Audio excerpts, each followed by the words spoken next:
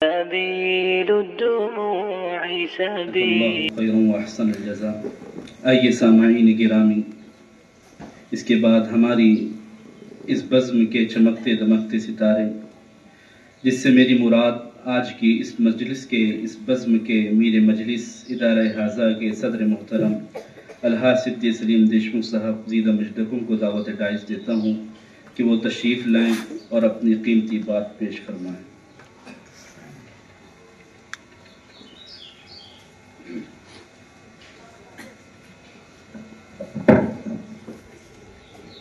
نحمدہ ونصلی علی رسولہ الکریم، اما بعد، بسم اللہ الرحمن الرحیم۔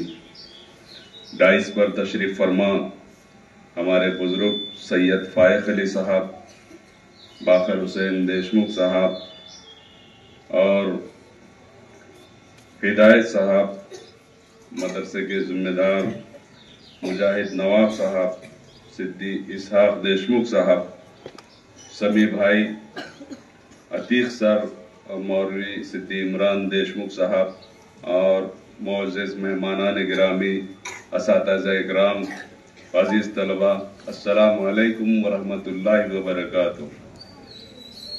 آج ہم یہاں یوم جمہوریہ کے موقع پر جمع ہوئے، ایک ایسا دن جو ہمیں بھارت کے آئین کی نفاذ کی یاد دلاتا ہے۔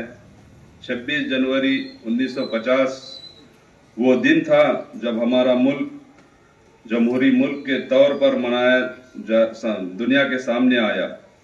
یہ دن آزادی کے لیے دی گئی قربانیوں اور ہمارے آئین کی عظمت کو یاد کرنے کا موقع فراہم کرتا ہے۔ میرے عزیزوں، اگر ہم اپنے ملک کی آزادی کی تاریخ پر نظر ڈالیں، ہمیں معلوم ہوگا کہ اس جدوجہد میں ہر طبقے کے، ہر مذہب اور ہر قوم کے نمایاں کردار رہا ہے۔ خاص طور پر مسلمانوں نے آزادی جنگ میں ناقابل فراموش قربانیاں پیش کی۔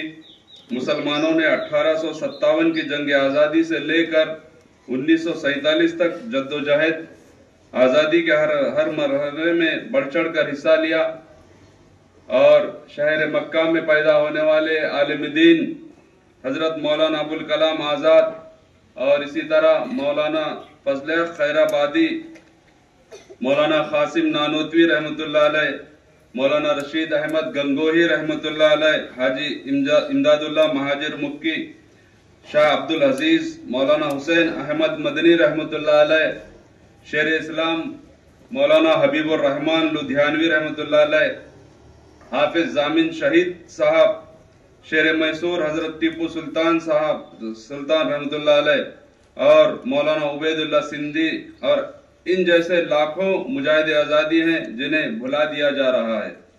یہ دیکھ کر افسوس بھی ہوتا ہے کہ آج کل عموماً اسکول اور کالجوں میں گانا بجانا اور ڈانس کروایا جاتا ہے۔ والدین اور سرپرست حضرات یہ دیکھ کر خوش ہو رہے ہوتے ہیں، اور ہم شکوہ کرتے ہیں کہ جنگ آزادی میں ہمارے کردار کو بھلایا جا رہا ہے۔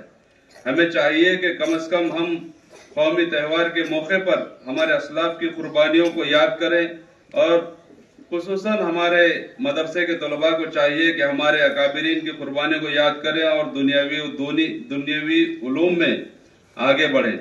آخر میں اپنے تمام اساتذہ، جملہ مہمانان و عزیز طلباء کا شکریہ ادا کرتا ہوں کہ وہ اس مدرسے کی ترقی میں بھرپور کردار ادا کریں اور اپنے علم و عمل اور خدمت کے ذریعے ملک بھارت کو مضبوط و مستحکم بنائیں۔ وطن کی مٹی گواہ رہنا ہم نے اپنا حق ادا کیا۔ وآخر دعوانا الحمدللہ رب العالمین، جزاکم اللہ خیرہ، السلام علیکم ورحمۃ اللہ۔